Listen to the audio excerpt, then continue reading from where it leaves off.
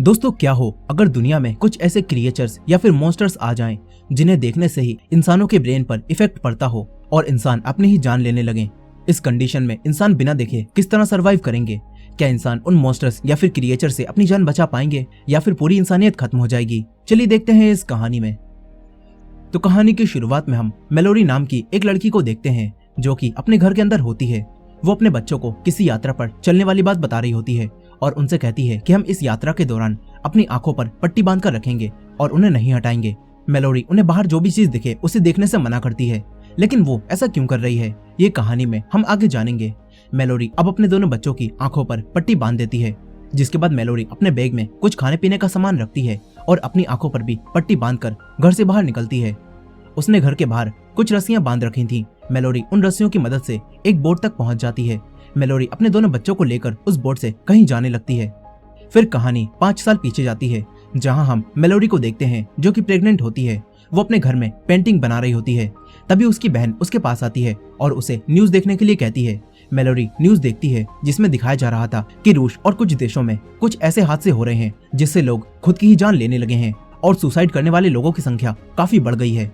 ये देखने के बाद मेलोडी टीवी को बंद कर देती है और न्यूज को ज्यादा सीरियसली नहीं लेती। मेलोडी की बहन उससे बाहर अपने साथ घूमने चलने के लिए कहती है, पर मेलोडी उसे मना कर देती है।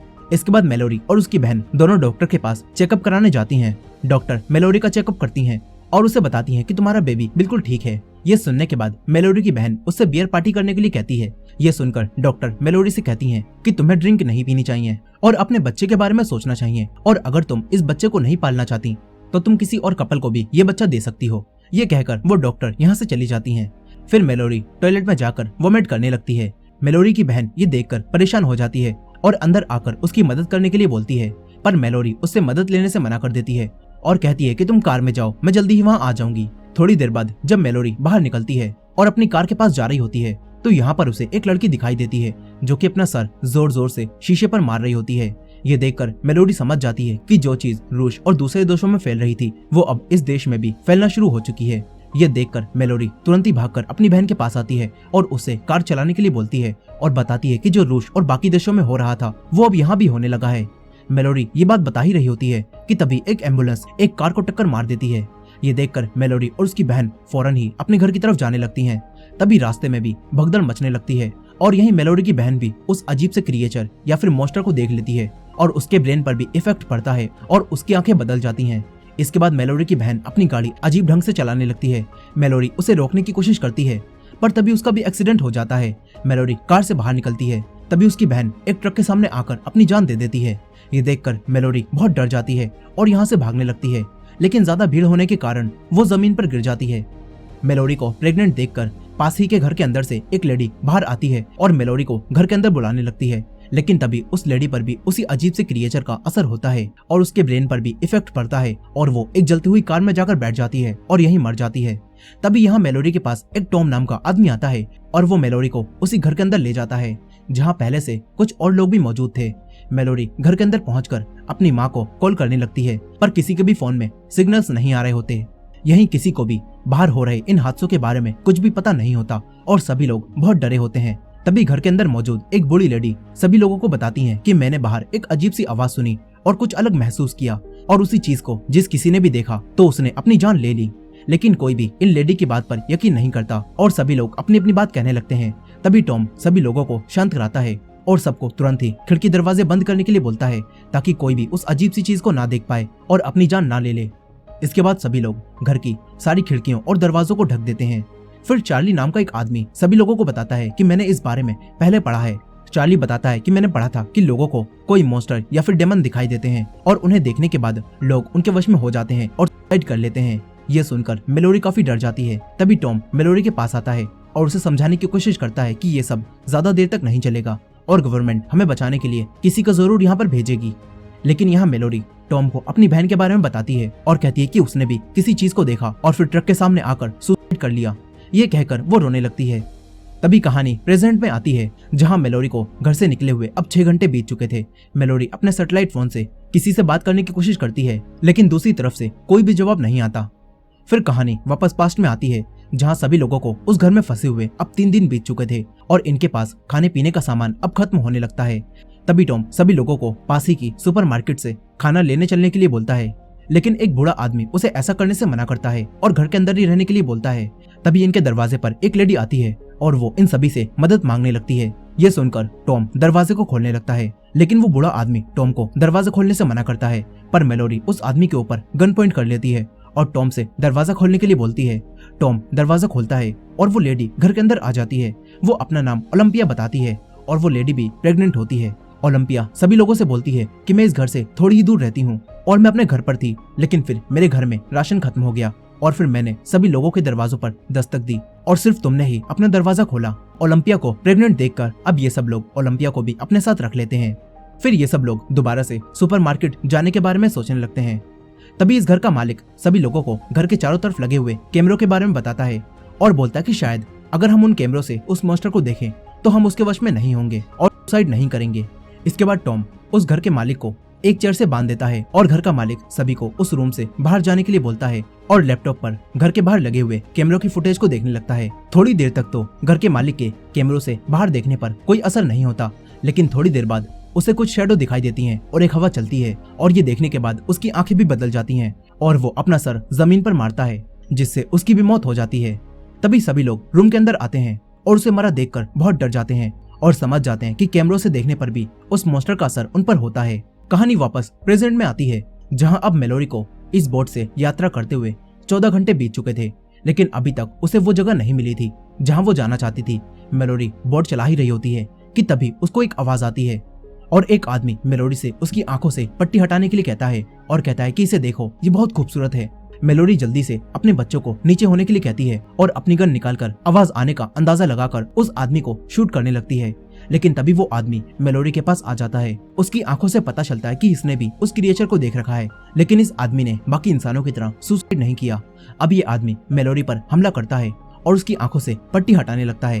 तभी मेलोडी अपनी बोट पर रखा हुआ एक हथियार उठाती है और उस आदमी को मारती है, जिससे वो आदमी यहीं पर मर जाता है। मेलोडी अपनी बोट को लेकर यहाँ से आगे बढ़ने लगती है। कहानी वापस पास्ट में आती है, जहाँ अब टॉम सबसे बाहर जाकर खाना लाने के बारे में बात करता है। इस पर चार्ली टॉम से बोलता है कि घर के पास ही में एक सुपरमार्केट है और मैं उसमें ही काम करता था, इसीलिए मैं भी तुम्हारे साथ चलूंगा क्योंकि उसके बारे में मुझे सब कुछ पता है।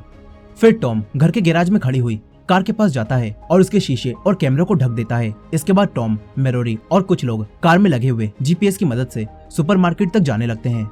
तभी उन्हें रास्ते में कुछ अजीब सी आवाजें आने लगती हैं और कार का जीपीएस उन्हें अपने आसपास बहुत सारी चीजें होने की सूचना देता है। ये देखकर सभी लोग डरने लगते हैं और सोचते हैं कि वो क्रिएचर हमारे आसपास ही हैं।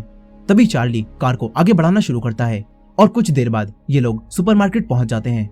सभी लोग अपनी आंखों पर पट्टी बांधकर कार से उतरते हैं और चार्ली सबको मार्केट के अंदर ले जाता है। टॉम सारी खिड़कियां और दरवाजों को बंद करता है। इसके बाद ये सभी लोग अपनी आंखों से पट्टी उतारकर सामान को इकट्ठा करने लगते हैं। तभी मेलोडी को कुछ बर्ड्स दिखाई देते हैं और मेलोडी उन्हें भी अपने सामान में रख लेती है। यहीं वो बूढ़ा आदमी इन सभी लोगों को एक जगह बुलाता है और सबसे कहता है कि क्यों ना हम लोग यहीं पर रुक जाएं। यहाँ हमारी जरूरत का हर सामान मौजूद है और हम काफी दिनों तक यहाँ पर किसी भी परेशानी के रह सकते हैं। लेकिन मेलोडी और बाकी सब लोग यहाँ रुकने से मना कर देते हैं और कहते हैं कि उन लोगों का क्या जिन्हें हम वहाँ छोड़ आए हैं। ये सब लोग बात कर ही रहे होते हैं कि तभी इन्हें एक डोर के पीछे से किसी आदमी की आवाज आती है। सभी लोग वहाँ जाते हैं। वो आदमी इन सब लोगों से डोर को खोलने के लिए बोलता है और मदद मांगता है। तभी चार्ली उसकी आवाज सुनता है और उसे पहचान लेता है।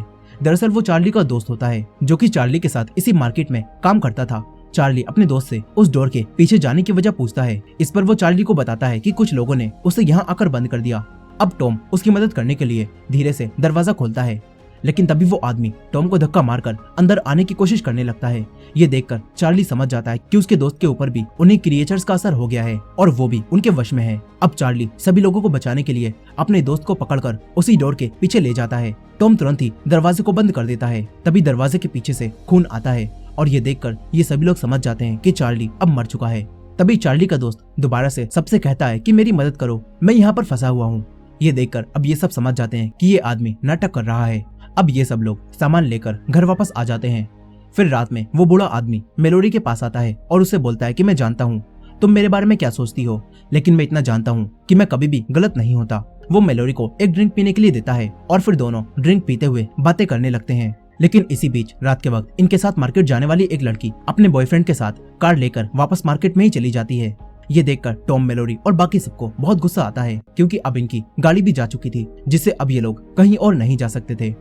कहानी वापस प्रेजेंट में आती है, जहाँ अभी भी मेलोडी उन्हीं दोनों बच्चों के साथ ट्रेवल कर रही थी और तभी उसकी बोट पानी में खड़ी हुई एक बस से टकरा जाती है और उसका बैलेंस बिगड़ता है, जिससे मेलोडी का बेटा और बैग पानी में गिर जाता है। मेलोडी किसी तरह अपने बेटे को वापस बोट पर लाती है, पर उसका सारा खाने पीने का सामान और कपड़े उस बैग के साथ ही पानी में बह जाते हैं। मेलोडी ये देखकर बहुत दुखी हो जाती है और अपनी बोट को एक किनारे पर ले जाती है। तभी मेलोडी को एक घर की बेल की आवाज सुनाई देती है। मेलोडी अपने दोनों बच्चों को बोट में ही रहने के लिए कहती है और अपने पास मौजूद एक रस्सी को पेड़ से बांधती है और रस्सी को लेकर आगे बढ़ने लगती है ताकि वो वापस आते समय रास्ता ना भटके और रस्सी का सहारा लेकर वापस बोट पर आ जाए। मेलोडी अब उसी घर के अंदर आ जाती है और अपनी आंखों से पट्टी हटा लेती है और वहाँ पर रखे हुए कपड़े और खाने को इकट्ठा करने लगती है। तभी उसे बाहर से किसी की आवाज आती है। मेलोडी अपनी गन निकालती है और वापस अपने बच्चों के पास जाने लगती है। तभी यहाँ पर जोर जोर से हवा चलने लगती है, यानी कि वो क्रिएचर अब यहाँ पर आ चुका है। मेलोडी डरकर अपनी गन से फायर करने लगती है और गोली चलने की आवाज उसके बच्चों को भी सुनाई देती है। ये देखकर मेलोडी की बेटी ये सोचती है कि मेलोडी खतरे में है, इसलिए वो उसे ढूंढने जाने लगती है। लेकिन यहाँ मेलोडी किसी तरह वापस बोट तक पहुंच जाती है और अपनी बच्ची को भी वापस उसी रस्सी से खींच लेती है और बोट में बिठाती है और कहती है कि मैंने तुमसे मना किया था ना, चाहे कुछ भी हो जाए तुम मेरे पीछे मत आना। मेलोडी अपने दोनों बच्चों को सिखाती है कि चाहे मुझे कुछ भी हो जाए, लेकिन तुम अपनी जिंदगी के बारे में सोचना और खुद की जान पहले बचाना। अब इसके बाद मेलोडी यहाँ से आगे बढ़ने लगती है। फिर कहानी वापस पास्ट में जाती है, जहाँ अब टॉम मेलोडी को अपने बारे में बताता है और बोलता है कि मैं एक कमांडर हूँ। वो मेलोडी को बताता है कि पिछले दिनों में मैं ईरान में पोस्टिंग पर था, जहाँ मैं रोज एक पिता को उसके 4 बच्चों को स्कूल छोड़ते जाते हुए देखता था और उनकी हिफाजत करता था। और जब मेरा घर आने का समय हुआ तो उस पिता ने मुझे एक लॉकेट दिया, जिसे मैं अभी भी अपने गले में पहनता हूँ। ये सारी बातें सुनकर मेलोडी टॉम को पसंद करने लगती है और टॉम भी मेलोडी को पसंद करने लगा था।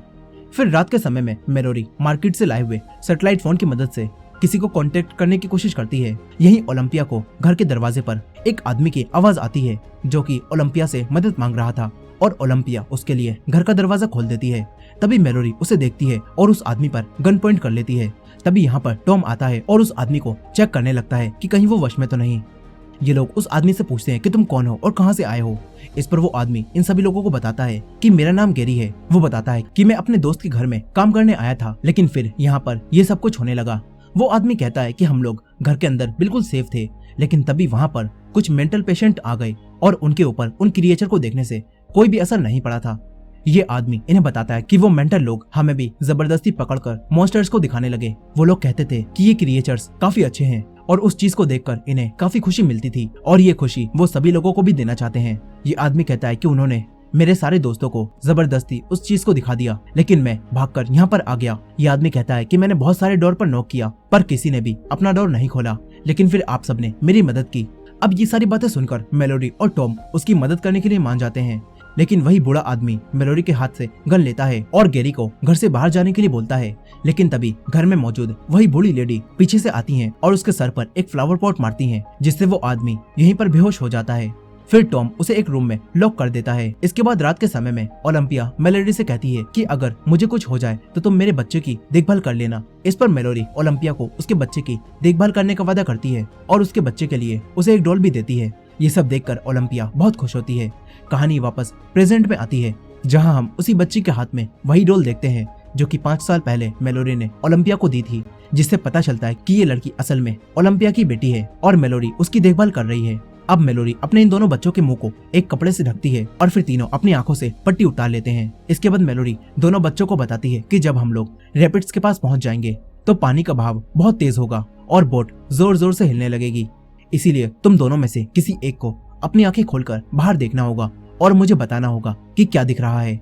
ये सुनकर मेलोडी का बेटा कहता है कि मैं बाहर देखूंगा, लेकिन मेलोडी उसे मना कर देती है। तभी ओलंपिया की बेटी समझ जाती है कि अब मुझे ही बाहर देखना होगा, लेकिन मेलोडी कहती है कि बाहर कौन देखेगा, ये मैं बताऊंगी। कहानी वापस पास्ट में आती है, जहाँ अब सब कुछ ठीक चल रहा होता है। इन्हें यहाँ पर रहते हुए कुछ महीने बीत चुके थे और अब ओलंपिया को डिलीवरी पेन होने लगता है। इसी समय मेलोडी को भी डिलीवरी पेन होने लगता है। ये देखकर वो बूढ़ी लेडी इन दोनों के बच्चों की डिलीवरी करती है। यहाँ वही आदमी गैरी एक म्यूजिक बजाता है और अपने बैग से कुछ स्केच निकालता है, जिस पर उसने अजीब अजीब से मॉन्स्टर्स की स्केच बना रखे थे और वो एक और स्केच बनाने लगता है। तभी उसे वही बर्ड दिखाई देते हैं। गैरी उन्हें उठाकर फ्रिज में रख देता है। उसे ऐसा करते हुए वो बूढ़ा आदमी देख लेता है और समझ जाता है कि गैरी भी उन्हीं लोगों में से एक है जो उन क्रिएचर्स को देख सकते हैं और उन पर उन क्रिएचर्स का कोई असर नहीं होता, यानी कि गैरी भी एक साइको है। अब यहाँ गैरी घर के सारे खिड़की और दरवाजों को खोलने लगता है। तभी यहाँ पर टॉम आता है और उन स्केचेस को देखता है। तभी वही बूढ़ा आदमी टॉम को गैरी के बारे में बताता है और बोलता है कि वो भी एक मेंटल पेशेंट है और उसने बर्ड्स को फ्रिज में रख दिया है। टॉम उसकी बात सुनता है और बर्ड्स को फ्रिज से निकाल देता है, लेकिन तभी यहाँ पर गैरी आता है और टॉम के सर पर किसी चीज से वार करता है, जिससे टॉम यहीं पर बेहोश हो जाता है। इस तरफ मेलोरी एक लड़के को जन्म देती है और ओलंपिया एक लड़की को जन्म देती है। दोनों अपने बच्चों को देखकर बहुत खुश होती हैं, लेकिन तभी यहाँ पर गैरी आता है और उन दोनों बच्चों को देखने लगता है। इसके बाद गैरी इस रूम की खिड़कियों को खोल देता है। ओलंपिया अचानक से बाहर देख लेती है और उस पर भी उन क्रिएचर्स का असर हो जाता है। ये देखकर मेलोडी तुरंत ही ओलंपिया के हाथ से उसकी बच्ची ले लेती है और ओलंपिया खिड़की से कूदकर अपनी जान दे देती है। मेलोडी दोनों बच्चों को लेकर अपने आप को एक ब्लैंकेट से ढक लेती है। यहीं गैरी जबरदस्ती उन्हीं बूढ़ी लेडी को भी बाहर दिखाता है और वो बूढ़ी लेडी भी उन क्रिएचर्स को देख लेती हैं और फिर वो अपने ही गले को काटकर सुसाइड कर लेती हैं। फिर गैरी मेलोडी से उन दोनों बच्चों को मांगने लगता है, लेकिन तभी यहाँ पर वही बूढ़ा आदमी गन लेकर आता है, पर वो खिड़कियों को खुला देखकर अपनी आंखों को बंद कर लेता है। गैरी उसे आंखें खोलने के लिए कहता है और कहता है कि इन्हें देखो, ये काफी खूबसूरत है। गैरी उस बूढ़े आदमी की तरफ बढ़ने लगता है, पर तभी वो गन फायर करता है और गैरी के एक गोली लग जाती है। लेकिन अब गैरी को गुस्सा आ जाता है और वो उसे लेकर नीचे कूद जाता है और एक सीजर से उसे भी मार देता है। तभी टॉम होश में आता है और वो गन उठाकर गैरी को मार देता है। फिर वो ब्लैंकेट लेकर मेलोडी के पास आता है और दोनों बच्चों को संभालने लगता है। इस तरह अब मेलोडी, टॉम और दोनों बच्चे ही जिंदा बच पाते हैं। धीरे धीरे अब समय बीतता है और 5 साल बीत जाते हैं। यहाँ मेलोडी अपने बच्चों की आंखों पर पट्टी बांधकर उन्हें आवाज सुनकर आगे बढ़ने की प्रैक्टिस करवाती है। वहीं टॉम को दिखाया जाता है जो कि अभी भी इन सब के साथ होता है और टॉम उसी सैटेलाइट फोन की मदद से किसी से मदद मांगता है, लेकिन दूसरी तरफ से कोई भी जवाब नहीं आता। यहीं अब ये लोग उस घर में नहीं रहते जहाँ पर ये लोग पहले रहा करते थे और मेलोडी ने अभी तक इन दोनों बच्चों का नाम भी नहीं रखा होता। मेलोडी इन्हें गर्ल और बॉय कहकर बुलाती है। अब इसके बाद मेलोडी एक घर में जाती है और वहाँ से कुछ जरूरी सामान उठा लेती है। तभी उसे बाहर कुछ गाड़ियों की आवाज आती है। मेलोडी जल्दी से अपने घर में वापस आती है और टॉम को बताती है कि आज मैंने कुछ कारों की आवाज सुनी जो कि बहुत तेज चल रही थी और उसके अंदर बैठे लोगों ने अपनी आंखों पर पट्टी भी नहीं बांध रखी थी, यानी कि ये लोग वही मेंटल पेशेंट थे जिनके ऊपर क्रिएचर का कोई भी असर नहीं होता। मेलोडी कहती है कि वो लोग हमारे लिए खतरा हो सकते हैं, लेकिन टॉम मेलोडी की इस बात पर ज्यादा गौर नहीं करता। फिर ये दोनों किस करने लगते हैं और पता चलता है कि ये दोनों एक दूसरे से प्यार करने लगे हैं और हस्बैंड वाइफ की तरह अपनी जिंदगी जीने लगे हैं। अब तभी रात को टॉम को उसी सैटेलाइट फोन से एक कॉल आती है और एक आदमी इन्हें बताता है कि हम लोग एक सेफ जगह पर हैं। वो आदमी टॉम से पूछता है कि तुम लोग कहाँ हो और कितने लोग हो और क्या तुम्हारे साथ कोई बच्चा भी है। इस पर टॉम उस आदमी को बताता है कि हम 4 लोग हैं और हमारे साथ कोई भी बच्चा नहीं है, लेकिन तुम ये बात क्यों पूछ रहे हो। इस पर वो आदमी टॉम से कहता है कि हम तक पहुंचने का सबसे आसान रास्ता वो नदी है, लेकिन मुझे लगता है कि अगर तुम्हारे साथ कोई बच्चा है तो तुम उस नदी को पार नहीं कर पाओगे। वो आदमी टॉम और मेलोडी को फोन पर ही वहां तक आने का पूरा रास्ता बताता है जहां पर ये लोग सेफली रह रहे हैं और उन्होंने एक कम्युनिटी भी बना ली है। ये आदमी इन्हें बताता है कि जब तुम लोग रैपिड्स के पास पहुंचोगे तो तब तुम में से किसी एक को रास्ता देखना होगा, वरना तुम लोग नदी के साथ कहीं और ही बह जाओगे। अब तभी फोन के सिग्नल्स दोबारा से चले जाते हैं और कॉल कट जाती है। फिर कुछ समय बाद टॉम एक बोर्ड बनाकर मेलोडी को वहां चलने के लिए कहता है, लेकिन मेलोडी टॉम से कहती है कि ये लोग वही मेंटल पेशेंट भी हो सकते हैं, हो सकता है कि ये लोग हमसे झूठ बोल रहे हों। पर टॉम उसे समझाने की कोशिश करता है और बोलता है कि ये लोग सही भी तो हो सकते हैं। अब इन दोनों में आपस में ही बहस होने लगती है और कोई भी हल नहीं निकल पाता। इसके बाद टॉम दोनों बच्चों को अपने बचपन की एक स्टोरी सुनाता है जिसमें वो उन्हें बताता है कि मैं अपने बचपन में अपने दोस्तों के साथ खेलता था और हम लोग पेड़ पर भी चढ़ते थे।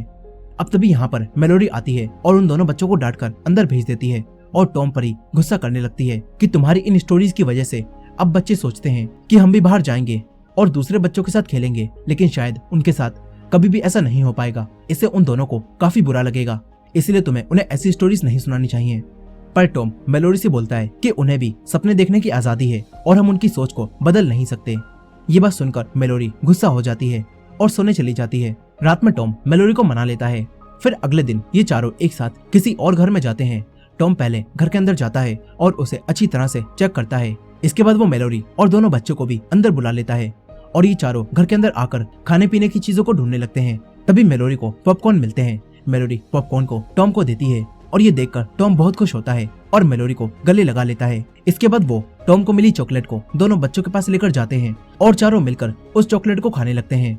तभी बाहर गाड़ियों की आवाज आती है और वही मेंटल पेशेंट यहाँ पर आ जाते हैं। वो लोग घर की खिड़की दरवाजों पर गोलियां चलाने लगते हैं और कहते हैं कि जो भी घर के अंदर है बाहर आ जाओ, वरना हम अंदर आकर सबको मार देंगे।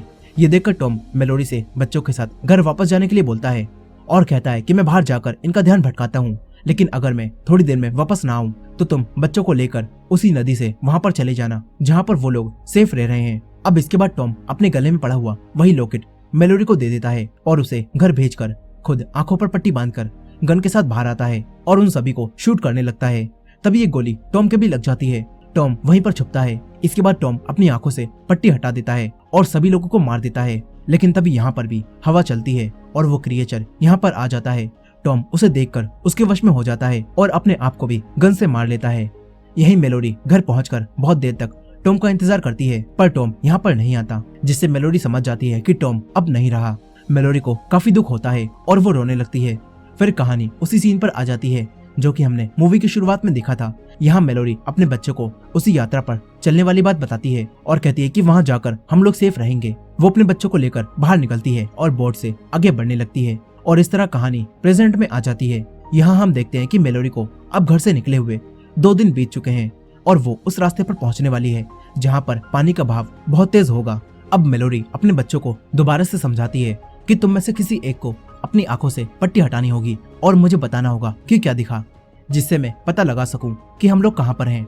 ये सुनकर मेलोडी का बेटा कहता है कि मैं बाहर देखूंगा, लेकिन मेलोडी उसे मना कर देती है। फिर ओलंपिया की बेटी कहती है कि मैं बाहर देखूंगी। उसे ऐसा बोलते देख मेलोडी को ओलंपिया की याद आने लगती है और उसे याद आता है कि उसने ओलंपिया से प्रॉमिस किया था कि वो उसकी बेटी का ख्याल रखेगी। इसीलिए अब मेलोडी किसी को भी बाहर देखने से मना कर देती है और फिर अंदाजे से ही आगे बढ़ने लगती है। तभी उसकी बोट पानी के तेज बहाव के पास पहुंच जाती है और पलट जाती है, जिससे मेलोडी और दोनों बच्चे पानी में गिर जाते हैं। तभी मेलोडी अपने बच्चों को आवाज देती है। इस पर उसका लड़का पलटकर उसे आवाज देता है और मेलोडी अपने बच्चे को बचा लेती है। फिर ओलंपिया की बेटी अपने पास बेल बजाती है और मेलोडी उसे भी ढूंढ लेती है और अब मेलोडी अपने दोनों बच्चों के साथ जंगल की तरफ बढ़ने लगती है। लेकिन तभी यहाँ पर मेलोडी को अजीब सी आवाजें आने लगती हैं। मेलोडी आगे बढ़ती रहती है, लेकिन तभी उसका पैर फिसलता है और वो जंगल में नीचे की तरफ गिर जाती है और बेहोश हो जाती है। दोनों बच्चे उसे ढूंढने की कोशिश करते हैं और आगे बढ़ने लगते हैं। तभी मेलोडी को होश आता है और उसे बेल की आवाज सुनाई देती है। मेलोडी उसकी तरफ बढ़ती है। तभी मेलोडी के बेटे को उसी क्रिएचर की आवाज सुनाई देती है और वो क्रिएचर बिल्कुल मेलोडी की आवाज में उससे बात कर रहा होता है और कहता है कि पट्टी उतार दो। मेलोडी का बेटा अब पट्टी उतारने लगता है, लेकिन तभी मेलोडी उसे ऐसा करने से मना कर देती है। मेलोडी अब अपने बच्चों को आवाज देती है और उन्हें ढूंढने लगती है। मेलोडी को उसका बेटा मिल जाता है। फिर मेलोडी ओलंपिया की बेटी को आवाज लगाती है, लेकिन ओलंपिया की बेटी उसके पास नहीं आती। तभी मेलोडी को उसका बेटा बताता है कि वो आपसे डरती है क्योंकि आप उसे बहुत डांटती हो। ये सुनने के बाद मेलोडी उस लड़की को जोर जोर से आवाजें देने लगती है और उससे माफी मांगती है। मेलोडी उससे कहती है कि मैं तुमसे बहुत प्यार करती हूँ और इसी वजह से मैं तुम्हें डांटती हूँ। मेलोडी की आवाज को वो लड़की सुनती है और मेलोडी के पास आ जाती है। इसके बाद मेलोडी दोनों बच्चों को लेकर आगे बढ़ती है। तभी उसे और भी ज्यादा आवाजें आने लगती हैं और उसके पीछे बहुत तेजी से हवा चलने लगती है, यानी कि वो क्रिएचर मेलोडी की तरफ आ रहा है। मेलोडी अब यहाँ से भागती है और घर के पास पहुंच जाती है। मेलोडी जोर जोर से डोर को नॉक करने लगती है। तभी डोर खुलता है और मेलोडी अपने बच्चों के साथ उस घर के अंदर आ जाती है। यहाँ पर उसे वही आदमी रिक मिलता है जिसने टॉम से फोन पर बात की थी और उन्हें यहाँ तक आने का रास्ता बताया था। रिक अब मेलोडी को अंदर लेकर जाता है जहाँ पर और भी बहुत सारे लोग होते हैं और उन्हें देखकर मेलोडी और दोनों बच्चे बहुत खुश होते हैं। फिर मेलोडी वहाँ उड़ रही बर्ड्स को देखती है। तभी रिक उसे बताता है कि जब भी कोई क्रिएचर आसपास होता है तो ये बर्ड्स जोर जोर से शोर मचाकर हमें बता देती हैं। मेलोडी भी अब अपनी बर्ड्स को यहाँ पर खोल देती है और आजाद कर देती है। अब तभी यहाँ पर मेलोडी के पास वही डॉक्टर आती हैं जिनसे मेलोडी अपना चेकअप करवाती थी और वो डॉक्टर मेलोडी को पहचान लेती हैं और उसे देखकर काफी खुश होती हैं और उनसे पूछती हैं कि इन दोनों बच्चों का नाम क्या है। इस पर मेलोडी अपने बच्चों का नाम गर्ल और बॉय बताती है, लेकिन यहाँ अब मेलोडी उनका नाम रखती है और लड़की का नाम मेलोडी उसकी माँ के नाम पर यानी कि ओलंपिया रखती है और लड़के का नाम वो टॉम रखती है। और फिर दोनों बच्चों को बाकी बच्चों के साथ खेलने जाने के लिए कहती है और दोनों बच्चों को बाकी बच्चों के साथ खेलते देखकर उसे बहुत खुशी होती है। और इसी एंडिंग के साथ ये कहानी यहीं पर खत्म हो जाती है। दोस्तों, ये थी इस मूवी की फुल स्टोरी। आई होप कि आपको ये स्टोरी पसंद आई होगी। वीडियो पसंद आई हो तो वीडियो को लाइक करना मत भूलिएगा और हमारे चैनल पर नए हैं तो हमारे चैनल को सब्सक्राइब कर लीजिए। मिलते हैं नेक्स्ट वीडियो में।